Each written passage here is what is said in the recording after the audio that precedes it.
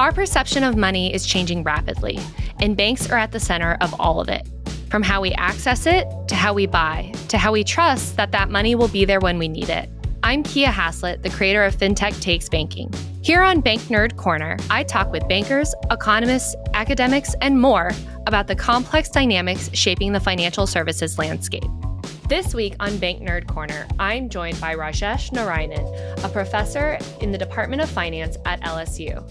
Rajesh and I discuss the decline of branch banking, a paper he co-authored that explores what's driving branch closures. Rajesh walks me through how deposit behavior, demographic trends, and technology are reshaping banking, and why that makes a bank's deposit franchise more fragile. We also talk about what all this means for the future of branches, the difference in patterns between big and small banks, and whether we're all just replicating SVB's vulnerabilities over and over again. Hi, Rajesh. Thanks so much for joining me. Thank you, Kiah. Happy to be here. Well, I am so excited to talk a little bit about the paper that you and your co-authors did, The Decline of Branch Banking. I came across this paper because it was part of the papers presented at the 2025 Community Bank Conference hosted by the Conference of State Bank Supervisors and the Federal Reserve Bank of St. Louis. I have attended that conference for a couple of years, and I was a panelist one year. Tell me a little bit about the 2025 conference before we dive into the paper. It's a great conference that Joe and his group put together. And I particularly like the interaction between the academics. And, the academic papers are discussed by industry executives. Yeah. And there's always a regulatory presence, too. So you get all perspectives. And I think that's what makes that conference really special. Yeah, I love that dynamic, in part because, this is not a critique of what academics do. Obviously, these papers are they need to fulfill a lot of things, but sometimes I'm just like, that's not how banking is. The way you have envisioned banking in this paper is not how I experience banking as a bank reporter. And so it is interesting to have that, have your paper kind of tested by someone who has to do this for their job. And then to have to interact and share what are the implications? That was the first conference where I realized that there was a lot of research being done prior to greenbacks, dollars, US dollars issued by the currency. And the first time I realized there was a lot of research being done about prior to the FDIC being established. And I was like, why do we care about this? No, it's very important. If you're dealing with the current times, you are in some senses a student of history. Let's put it that way, right? And there are very, very fundamental questions to banking to be able to understand changes in banking. Today we're raising questions about what exactly are the regulatory perimeters of a bank. I know. Yes, we are. And, these perimeters have been changing over time, right? We've called them shadow banking and things of that nature. But I think it helps us understand the distinction between function and form. Sure. So what are the key banking functions that are essential? Why are they not being able to be performed by other entities? What's so unique about banks? Doug Diamond won a Nobel Prize for just articulating this very well. Exactly. It's very important. Well, and I will say that learning about wildcat banking did prepare me for the stablecoin conversation, and also really helped me be like, sorry, why does anyone want this? I thought we already went through this experiment. But we are here today to talk about your research, which does look at a period of banking after the FDIC was established and after we have greenbacks. And it is about branch banking. So first off, tell me a little bit about your research and how you and your co-authors became interested in looking at the variables that drive branch closure activity. Well, my area of interest has always been banking. And so, so I have some early work where I was looking at around the Glass-Steagall relaxation times as banks were expanding their product offerings. What was that doing to the industry? And Phil, one of my co-authors, and I were both at the FDIC conference, the annual conference. I was presenting the paper. Phil was presenting some other work, and which is related to the decline in branch banking. We're observing some things, and Phil was the chair. And Phil had done some early work with IBEA, which is the relaxation of branching restrictions in the United States, and a lot of work on that. So we got to talking, and we put together a lot of sort of empirical observations, and asked, why is this happening? And I said, why don't we just sort of investigate? And I think that's typically how most papers are born. You see some stylized facts, that are happening, and then you say, okay, why? And, and can we sort of examine this in more rigor and detail? And that's how the paper came about. So I also am familiar with the concept of a bank branch and of the trend in opening and closings, and there's been a lot of closings. And so, but I just actually had assumed that everything was an individual decision by banks. And so if you have 4,000 individual decisions that all tend to be branch closings, you'll just have more branch closings. Your paper kind of can accept that, but also found maybe some other reasons driving branch closings. So what are the main findings of your paper? And then without getting too much into kind of the nuts and bolts, which we'll talk about, how did the bankers react when you presented this paper? I think the headline finding is that a lot of this industry restructuring, by which I mean the reduction in the number of physical branches that we're seeing in the United States, is being driven by economic activity on the deposit side and not so much on the lending side. Okay. Not so much on the credit side. Yeah. So that's sort of, I think, one of the things that, we're a little bit pleasantly surprised, but maybe not too surprised given everything else that we've also been reading.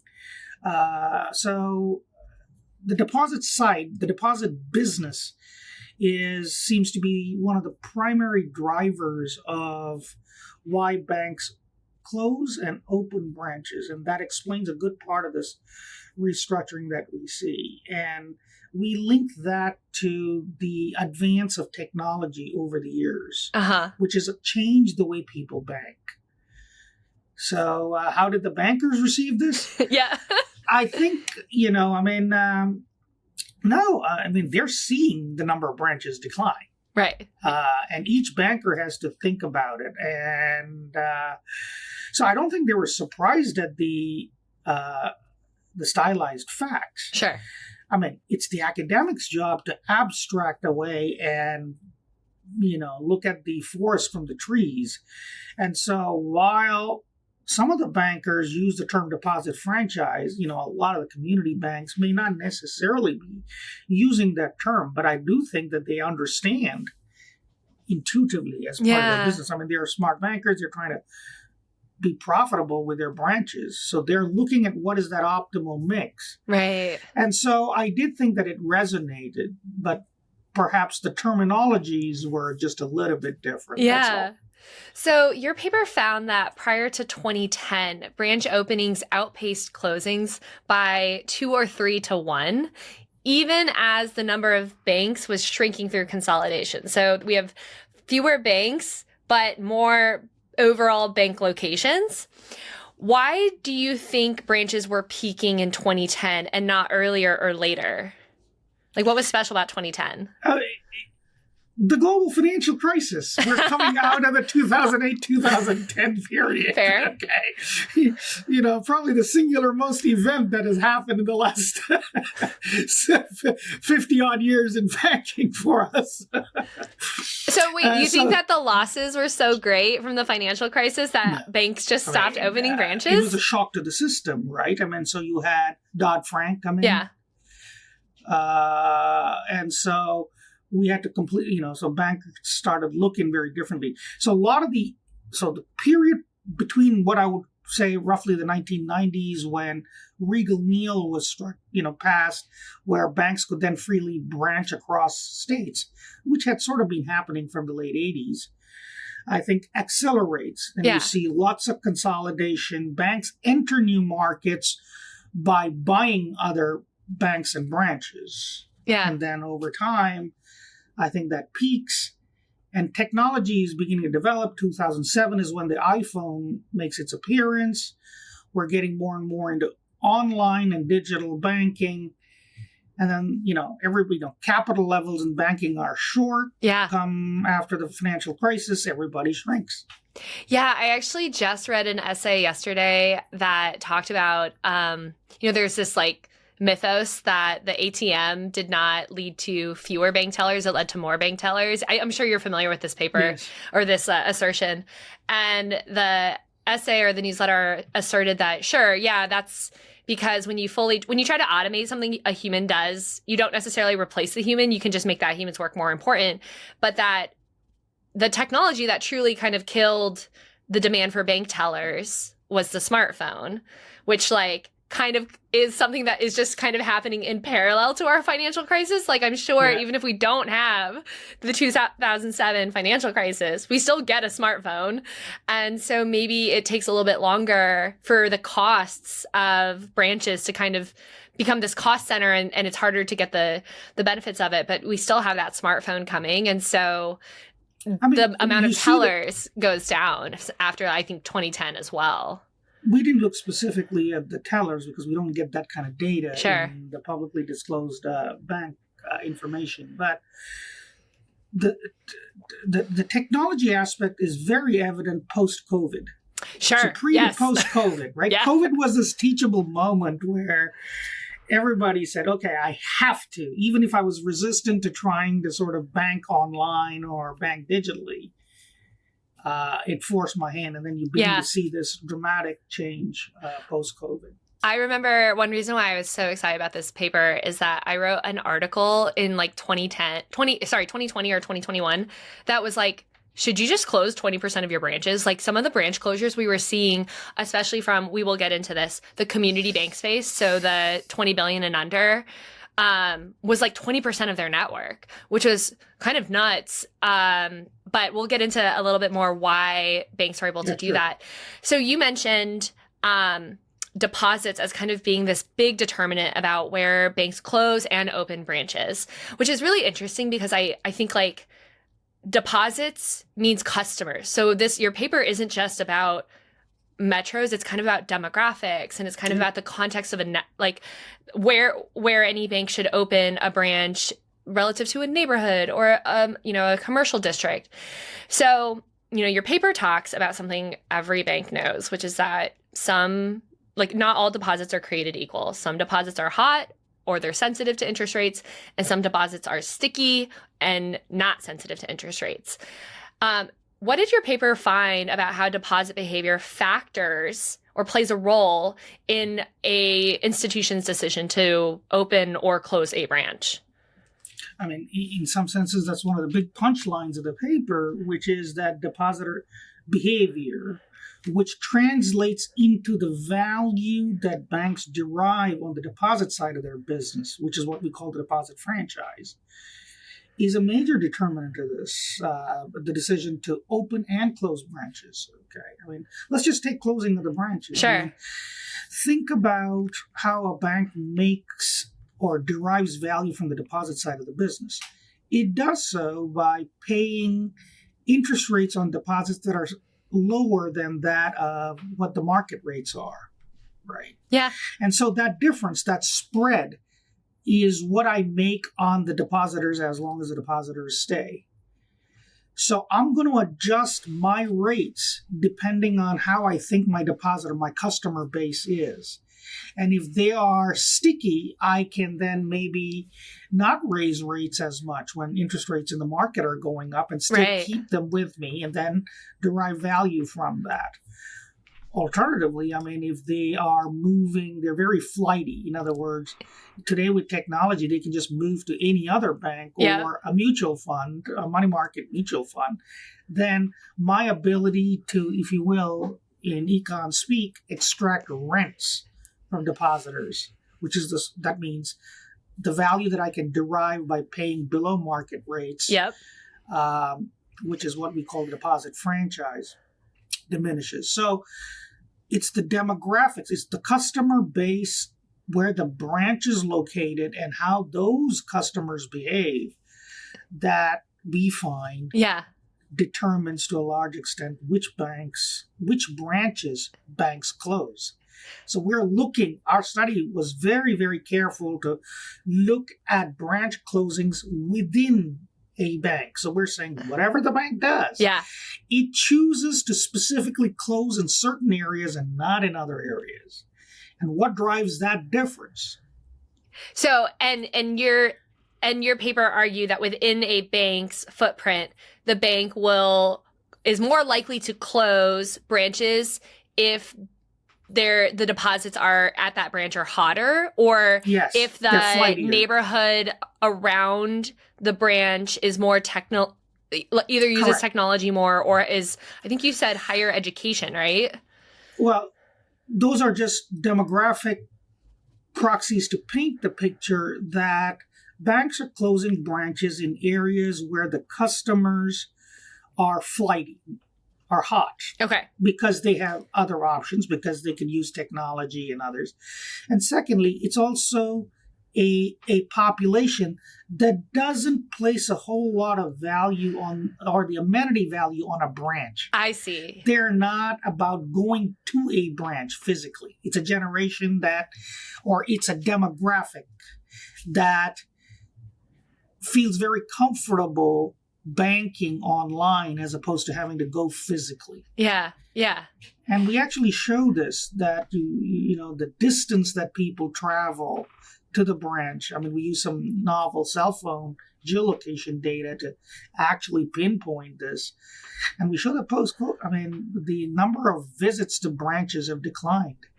I mean, speaking for myself, I only go to branches if I need to get, very specifically, if I need to use the ATM that gives out small dollars, and I do it when I travel. And so sure, my deposits are at this bank, but when I'm going to the branch itself is a very specific transaction, and it's not frequent. Well, that's the part. That's what I'm saying. I don't think this is surprising that people are not visiting branches. Yeah. People are using more technology. I think where our paper comes in and makes a contribution is, what does this imply? How do we connect this to the restructuring that we see in the industry? I think that was the leap we make in this paper, and I think we sort of show that. And I think it's important fairly rigorously. It's important too to understand that, you might. I think this paper is really interesting in 2026 or 2025 after we've had the interest rate hike, right? Like, if you present this paper in 2021. Probably a very different paper. Yeah. I think now the appreciation of depositor flight and understanding why do I need to understand why my depositors puts their money at my institution? Is it rate? Is it something else? And how can I, if I'm trying to not compete on rate, what are other things I need to compete on in order to keep this money, and to keep this money at the price that it stays at my bank at? Your paper also found out that lending is not a determinate relationship to branch closures, which I thought was so interesting. Why is it not that important that bank branches be physically close to the borrowers?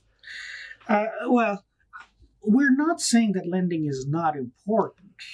I do think that local lending and local lending relationships still matter for a lot of community banks. Okay. All our paper is saying that that's not driving the branch closure. Sure. So there's a distinction there. Okay, fair.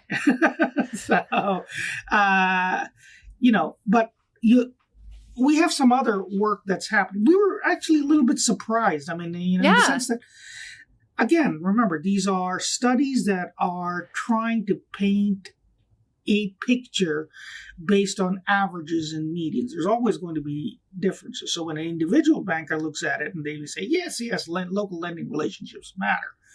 But on the whole, if you look at it across the U.S. banking industry, that force doesn't seem to be driving why they don't close. Yeah. I mean, even prior to this, when banks were expanding into new markets, it was primarily in search of deposits. Yeah. Yeah. I also think about how banks would, historically, when a bank moved into a new geography physically, they would often hire a team from another bank to bring over the relationships, and they would open a loan production office. And then kind of once they got that office going and that office was bringing in loans, then they might open the branch in order to, fund those loans. Right. And I do think that, just that even that order of operations tells me that, lending is kind of its own beast, and it might be more of a relationship between a banker and a borrower, and not the relationship between a borrower and a physical branch, right? Yeah, absolutely. I more so for small businesses and small banks. Sure. Small in the banking world is, less than 10 billion. Yeah. Which is for most people not small. So, your paper found a divide between small banks and large banks. And why do you think there's this difference between how large banks will close and open branches and small banks will close and open branches? What we find is that large banks, and we looked at those above $100 billion in asset sizes, their business models are a little bit different. Their geographic footprints are also wider, right? Sure. Broadly speaking. So they have more branches. So the pace of branch openings and closings is to a large extent driven by large banks, not so much by the small banks. So that's sort of the distinction. What is happening is I think banks are thinking about how do they optimize their physical and online footprints. Earlier, when you were thinking about your market strategy, you thought of it in terms of physical geography. Right. Where do I put all my branches to manage my business? Now you're still trying to sort of maximize the value or from your business, but you're now looking at engaging in that business both through physical channels and online channels. So it's like saying I have another distribution channel that I did not have in the past. Right. And now how do I reorient my ways to look at it? And this is sort of in the long sweep of over a decade. That's what you see each bank working this out. Yeah. Banks are still opening branches, physical branches. Chase is opening a branch every 3 days this year. Every 3 days they're opening a branch. But again, that's Chase. Right. Okay. And there are a few others, okay, that, you could count. But on average, that's not what's happening in the United States. Yeah. Yeah. Well, okay. So going back to what I said about how the technology of a geography, a neighborhood, a metro, even like a suburb of a metro, your paper does find, proxies of education levels and stock market participation of people living near a branch and that branch's fate. This brought up for me, thinking about this, demographic area.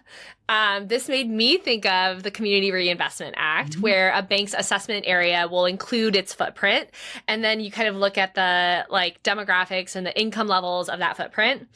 And CRA ratings matter to banks because they impact the bank's ability to expand, including new branches. So if you have a bad CRA rating, you're actually not allowed to open new branches. And I think the concern there has been historically everyone needs access to banking services. And so you want to make sure there's meaningful financial presence in low and moderate income communities, or historically maybe disadvantaged communities. And you don't want banks to the regulators didn't want banks to open branches only in rich people areas, right? Or economically advantaged areas. Okay, so that's my premise. Given your paper and what you found about where banks open and close branches and why, and the CRA with this assessment area, What should we think about when we think about geography and demographics impacting branch closures and openings? Like, in what way do demographics matter to banks? Demographics matter because they imply what the rate sensitivity of your customers are. Okay. I think that's the big point.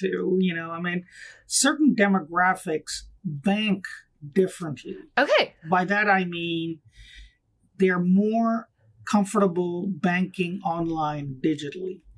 They're a lot more sensitive to rate changes because they're very comfortable moving their money very quickly across institutions. So that's why your depositor base, which we the demographics of your depositor base begin to matter quite a bit. And so those, what kind of demographics indicate potentially more interest rate sensitivity and what kind indicate less? Typically, it's age. Okay. So, if you're older, you're less likely to be tech-oriented, let's put it that way, right?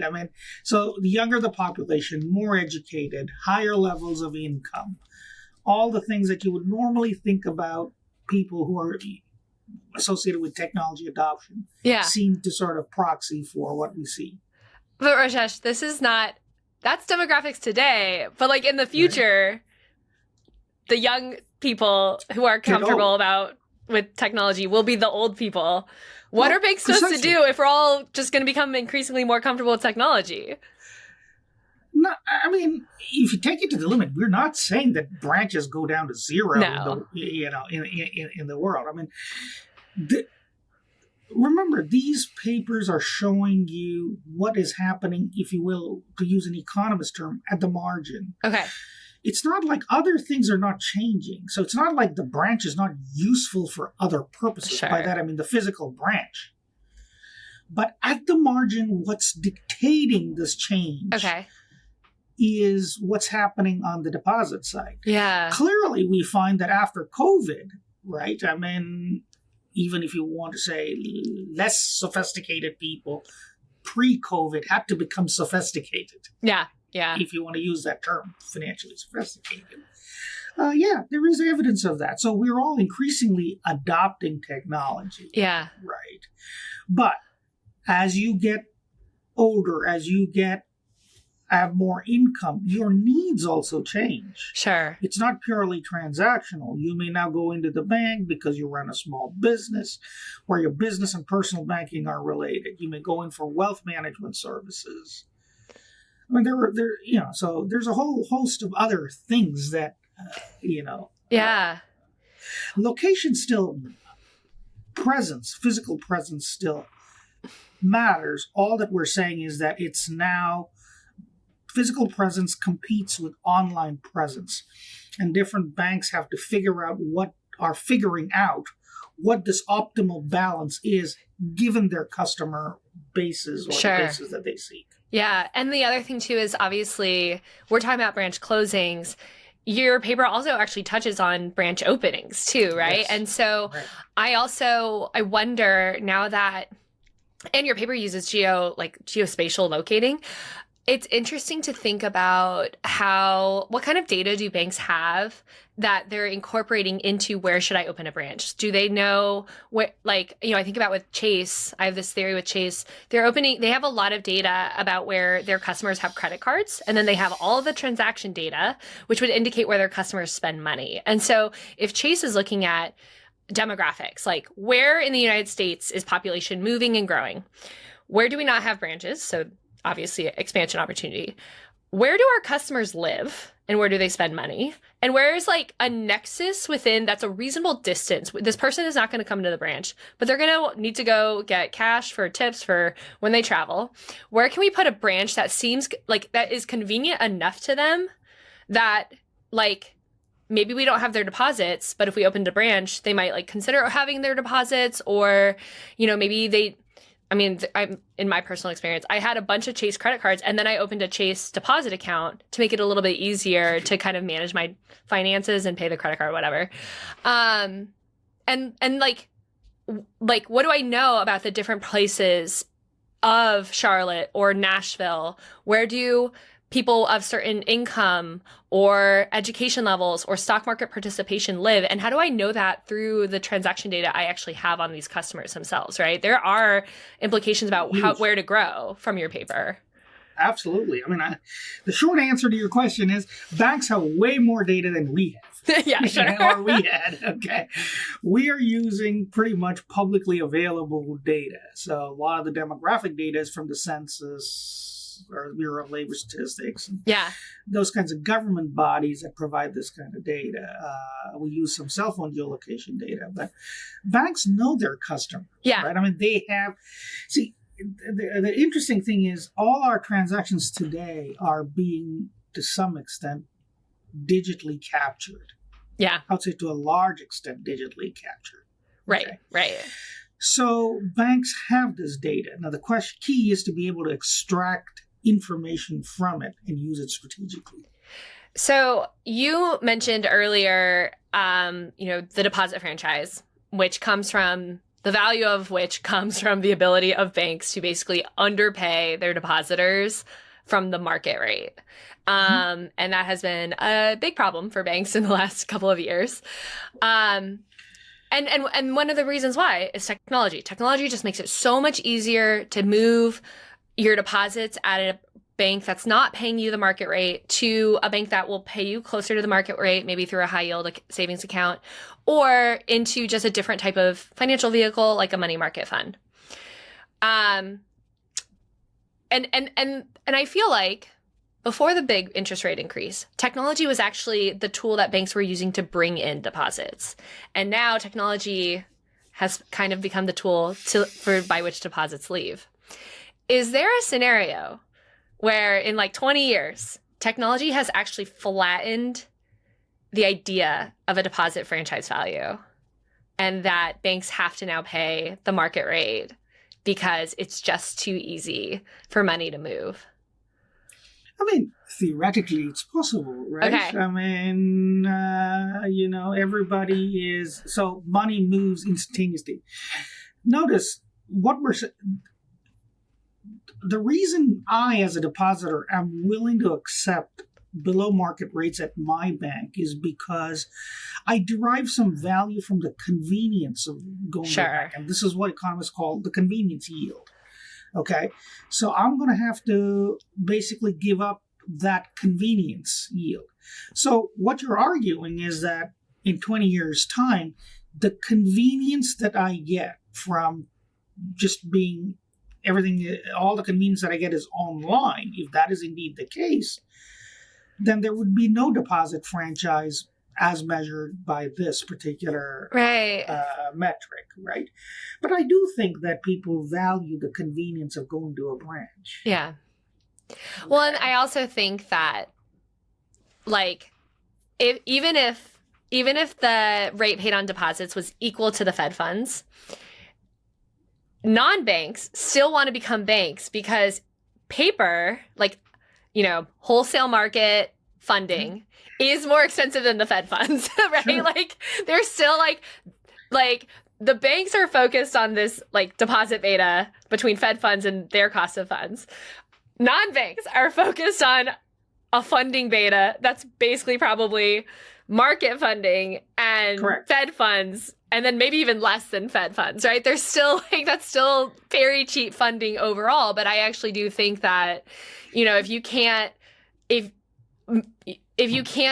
you have to pay more on your deposits, then you have to change some of your loans, right? Like you're just going to have to, everything's going to have to kind of flow downstream from how much money does it cost for us to borrow, right? True. I mean, but it also, raises the question, what exactly does the bank do then? I mean, is it just simply, is it a money market mutual fund? Right. And the argument is that that's, or at least what we know from the history of banking is that that's not quite the case, right? I mean, banks make loans. I mean, they're uniquely positioned to make loans off of the deposits. So they're not, and these loans are illiquid. Yeah. Right? So you need somebody in the economy who can make illiquid loans, but fund them with highly liquid deposits. And that is not an easy thing to do. And that's precisely why you have banks. Okay, so again, I think this paper has really interesting implications post SVB, right? If the SVB, yes. The failure of SVB, like I can count at least like 20 papers that came out of that failure. One of them was that post SVB showed that banks that had low branch density had used digital channels to grow uninsured deposits, which had accelerated their rate of growth. And then there was another paper that found that banks that had brokerage services and like really good mobile apps saw faster deposit outflows when rates rose. So we have, on one hand, they used digital channels to bring in these uninsured deposits. And then on the other hand, once rates rose, the deposits left faster. Your guys' research is downstream of these two things, which is about the branch closure, which would be kind of that like final thing. Between these findings, is there a concern that closing too many branches means that you'll have to rely on digital channels, which then means that hot deposits could leave very easily over the same digital channels? Therefore, bank fragility increases. Like, are we just all replicating SVB over and over and over again, which SVB had like 20 branches when it failed? Well, SVB, just to be clear, SVB was an outlier. Remember, they were funded with their mark-to-market losses was just about the median, so interest rates went up, asset values went down at banks, but SVB was not an outlier there. Where they were an outlier was 97% of their funding was uninsured deposits. Okay, which used to be really valuable money. You used to want to have big deposits because that meant they were commercial deposits. Like everyone says they're risky now, but like 2021, that was good stuff. Well, it is to your point. I mean, in that technology has enabled you to grow faster, but also fail quicker. Sure. Another way to put it is that your deposit franchise has become, it's a source of value, but it's also a source of fragility. Right. Okay. So yes, have deposit franchises become more fragile? So think of the deposit franchise as an intangible asset that you have. The stickiness, the amount that it costs you. You're deriving some value from your deposit side. Where do you put it on your balance sheet? I mean, it's some sort of value, right? Yeah. But it's not something that I can write down. Right. But it is an intangible asset that sits with me. Yep. But it can vanish very quickly. So it's very fragile. Yeah. It's great if you have it, which is equivalent to saying it's great if my depositors stay. But the minute they change their mind, it can cause dramatic changes in my value, right? Yeah. So, yes, deposit franchises are more fragile in a technology era. Yeah. Where deposits can move very quickly. One of my arguments with that branch density paper was I kind of felt like they knew what the like end was, which is that SVB fails, right? So I felt like they were kind of back-ending the entire paper to explain some of that. A lot of people are trying to understand what exactly happened. And I have some work also on that. It is a little bit unique in compared to how we've seen banks fail in the past. Mm-hmm. Okay. We're used to thinking about credit rate risk, credit losses, and, that kind of capital stuff. Erosion, yeah. This was an interest rate risk shock. It's not that we've not had interest rate risk related failures. Think about the S&L crisis in the 1980s and early 1990s. It's just that we've gone through about 30 years where none of that kind of stuff has happened. That's all. And, but lots has changed in the world in those 30 years. And that is, I think, technology and how people are banking. Actually. Yeah. I will say the one takeaway I took from the bank branch density and bank runs paper was not necessarily the digital channels per se, but what my learning was that branches, I think, are very good at bringing in insured deposits. And insured deposits are potentially stickier than uninsured deposits. Sure. They may still be rate sensitive, but they are not worried about taking losses and failures. And so if you are a bank that wants to cater to high net worth individuals on the coasts, so you open 20 branches, those people are going to bring in, especially if you are deliberately trying to bring these people in as customers, those people are going to bring in large deposit balances. They will have them personally, potentially. They will work at companies that have them. And if you do not have a poor person retail strategy that can augment those branches or those types of deposits, then you are more fragile. And it wasn't the branch, it wasn't the amount of branches, it wasn't where the branches were located. It was kind of a deliberate decision to attract a certain type of customer that would carry with them certain types of, benefits and certain types of risks. And absolutely. And I was like, SVB is the poster child of this, right? I mean, what you're saying is that banks need to be cognizant of their deposit mix. Right. You need a certain amount of insured deposits. You need a certain amount of uninsured deposits, right? Right. So that is the way you manage interest rate risk. And look at what SVB did. I mean, it's not that they didn't know. And it's not that the supervisors, the regulators were telling them that. I mean, management realized this and they went out and tried to raise capital. Right. And that's when the market got to know. And, I know. 40 billion left in a day. So the speed of the runs have also increased so much. Yeah. And I will say it's really hard to raise $40 billion of insured money. So that's the other thing too, is like if technology is making deposits more sensitive and faster, it's going to take a really long time to bring in that much insured money. And that's maybe where some of that branching strategy comes. You're not just opening a branch for next month, next quarter, next year. You are looking for overall deposit stability, overall deposit mix, right? Sure. And trying to attract you. And you have to balance that, like kind of household, individual, depositor, and the corporations as well, right? Yeah, there used to be a benefit when you expanded geographically, because the local economies were disparate. So, yes. Right. So you could have some deposit stability that came about because you were geographically diversified in your sources of deposits. Right. Right. I still think that geographical dispersion in terms of like the local economy is doing well. So if my economy is doing well, I'm going to get more deposits.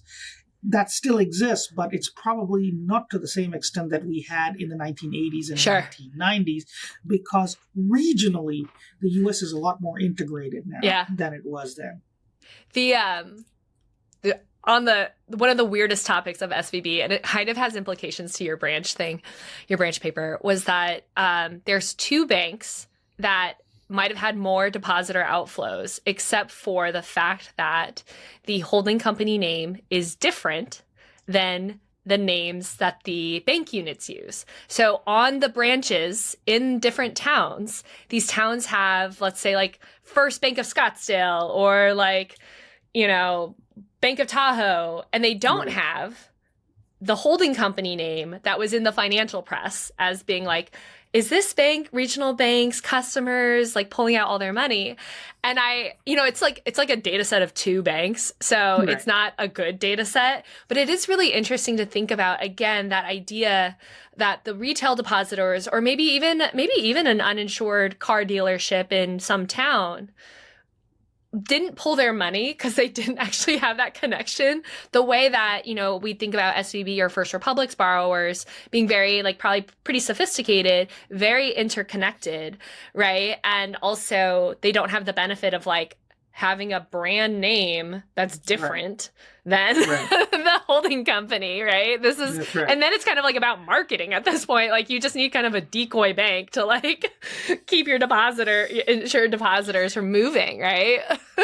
Yeah. I mean, I think the question you're asking or hinting at is, what is the signal on which depositors coordinate in a panic? Yeah. So let's say I hear, oh my God, SVB failed. Okay, now, what does that mean? Yeah, what does that mean for me? Yep. What does that mean for me? And if I am behaving, if it is a panic, let's call it that, right? Then what am I basing my decision on? Some common signal. And I think that's sort of what you're saying. I mean, are they looking at the mark-to-market losses across all banks? Or it's just like, man, I don't know about my bank, right? Yeah. I mean, and so, that's an open question. I mean, that's an historical question for backwards, but I think the preponderance of evidence, again, over, I would say, almost 150 years of history, is that banks have failed, at least in the United States, that we know, which we have very good data on, that primarily because of fundamental reasons. In other words, the bank was not doing well, and hence the depositors took their money out. Yes. It's not that the bank failed because the depositors took their money out. Chicken and eggs over here. Yeah. But that's a very important thing because it has very different policy implications, right? I mean, if depositors panic and take money out of good banks, then we have a problem in the system. Right. So bringing it back to opening and closing branches. If you were advising a regional bank CEO, so let's say one that's like below 75 billion. So they've got a branch network, but they're not like a money center. And they want to rationalize their network. They want to open in good branches. They want to open some branches and they want to close some other ones. What would you advise them? What kind of data would you tell them to look at? And maybe what kind of types of cities or demographic trends would you tell them to look for based on your research? I mean, if you just think of it in terms of deposit, break it down to its elemental components. It's about deposit acquisition costs and deposit retention costs. So that's what a banker has to look at. And the channels follow. So if your acquisition costs are lower through online channels, then move towards online. If your retention costs are lower on a branch side, move towards the branch side. And so, I mean, you're going to have to figure out this mix. Yeah. I don't think, one can write out some abstract mathematical formulae for this, but I think, these are simulations that bankers will do to figure this out. They're doing it intuitively, whether they realize it or not. Banks are optimizing in their own way. Each bank is optimizing in its own way. And none of the strategy is sort of static, right? What is optimal today may not be optimal 3 years later. And it does take some time to put up a branch, right? It does. Becoming shorter and shorter. I see new ones come up real quickly, but it's not just the physical location and presence also. What is the business that resides within the branch? Right. Matters. There are staffing costs, training costs, all of that kind of stuff is there. Now you have AI. So there are lots of structural shifts that are happening in the economy, which will change the way banks respond to it. Yeah, I've been writing a lot about the role that physical places play in banking, because I do think, obviously I didn't start this year, but we are, I think, increasingly at a place where to say, like, does it even make sense to be thinking about geography, like physical geography, as it relates to where a loan is made or where to open a branch or CRA, right? I think about like the summary of deposits, right? I bank at an online bank. So according to the summary of deposits, my deposits might be based in Utah or might be based in California. And that's not true. That's right. And so like if we keep relying on physical geography to tell us these things and we can't find different ways to track that information, well, what does that mean about where anyone makes a decision? Or where does that mean about like when a regulator is like, well, you seem to have a lot of deposits in Utah, and everyone knows that that's not. Everyone knows that they just have to be domiciled somewhere. The deposit has to live somewhere. And our systems, our regulatory systems, our way of like measuring all these things is based in something from the 80s, Yeah. Well, yeah. I mean, I think we see that across a variety of economic activity, right? I mean, measuring economic activity in a digital world is not very easy, and our systems were not designed to measure them for this world. And I think they're adapting. But yeah, you're right. I mean, it's where is geography in an online world? Exactly. The cloud. I think it's all of the cloud. The cloud. So it's amorphous, yeah. Well, Rajesh, thank you so much for talking about about your paper, The Decline of Branch Banking. I'm sure we'll have to talk in 20 years where we will need to update this paper to find out exactly what the value of the deposit franchise is. Well, I hope we talk sooner because you raised lots of interesting questions that, I may have to think a little bit more about. But thank you for a very, very interesting conversation. Of course. And if I get cited in your footnotes as a thank you for contributing a research idea, I'm going to be over the moon. So I would love that. We will definitely do that. All right. Have a great rest of your day. Thank you for listening to this episode of Bank Nerd Corner. Stay up to date with news and trends in the bank space by subscribing wherever you get your podcasts. Also, if you love FinTech Takes Banking, please tell a friend. Talk to you next time.